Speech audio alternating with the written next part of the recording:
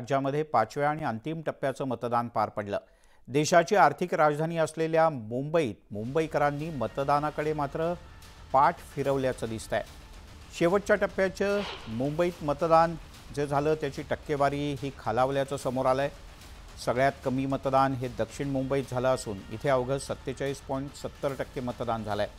तर मुंबईत मतदानाचा टक्का का घसरला, त्याला कारणं काय आहेत, कोण कारणीभूत आहे, तसंच मुंबईत संथ कारभाराचा फटका मतदानाला बसला का, असे अनेक प्रश्न आता समोर येत आहेत।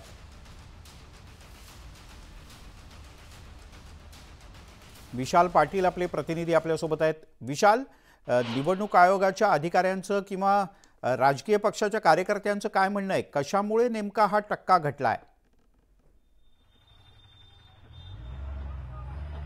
मिलिंद सर, ज्या पद्धतीनं 5व्या टप्प्यातील लोकसभेचं जे मतदान टक्केवारी जी आहे ही घसरलेली आपल्याला पाहायला मिळाली। महाराष्ट्र 5व्या टप्प्याचं तुलनेत बघायला गेलं, संपूर्ण देशभरात जी निवडणूक झाली याच्यामध्ये महाराष्ट्राचा टक्का जो आहे हा घसरलेला आहे। मुंबईच्या बाबतीत बोलायचं झालं तर दक्षिण मुंबईचा टक्का जो आहे हा घसरलेला, फक्त 48% मतदान दक्षिण मुंबईत झालेलं आहे आणि उत्तर पूर्व मुंबईत सर्वाधिक म्हणजे जवळपास 52 ते 53% मतदान जे आहे हे झालेलं आहे। या सगळ्यामध्ये वेगवेगळी कारणं आहेत। काल जर आपण दिवसभर मतदान प्रक्रिया जर पाहायला गेली तर अनेक ठिकाणी गोंधळ होता। सकाळी 6 वाजता जेव्हा अनेक मतदान केंद्रावरती ईव्हीएम मशीन चेकिंग असेल किंवा अन्य मशीन असतील, या 6 वाजताच काही बंद पडल्या होत्या। निवडणूक आयोगाच्या अधिकाऱ्यांची धावपळ चालू होती आणि अनेक ठिकाणी मशीन बंद पडण्याचं कारण झालं होतं।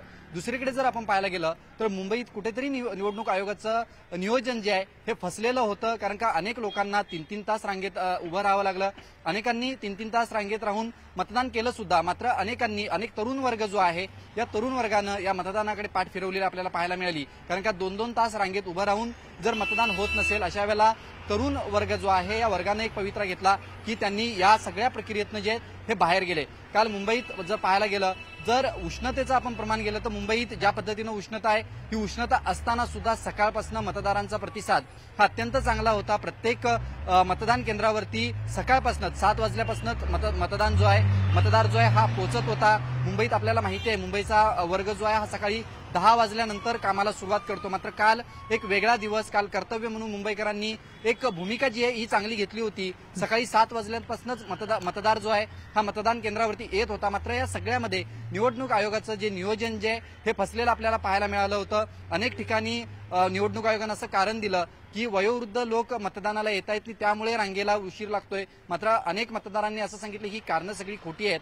मात्र अनेक ठिकाणी मतदान सुरळीत सुद्धा झालं। ज्या केंद्रांवरती चांगली सोय होती त्या ठिकाणी जवळपास 5-6 वाजेपर्यंत त्या विभागातील मतदार जे आहेत हे मतदान करून गेले होते। त्यामुळे या सगळ्या गोष्टी जर पाहायला गेलं तर मतदानाचा टक्केवारी घसरायला निवडणूक आयोगाचं ढिसाळ नियोजन जे आहे हे सुद्धा कारणीभूत आहे असं आपण म्हणू शकतो। विशाल, याची चौकशी होऊ शकते किंवा यावर गांभीर्यानं काम करणं निवडणूक आयोगाला सुद्धा गरजेचं आहे आणि विलंब होत असला तरी मतदानासाठी उत्साहानं बाहेर पडणं हे आपल्या सगळ्यांचं कर्तव्य आहे। विशाल, तुर्तास धन्यवाद या माहितीबद्दल।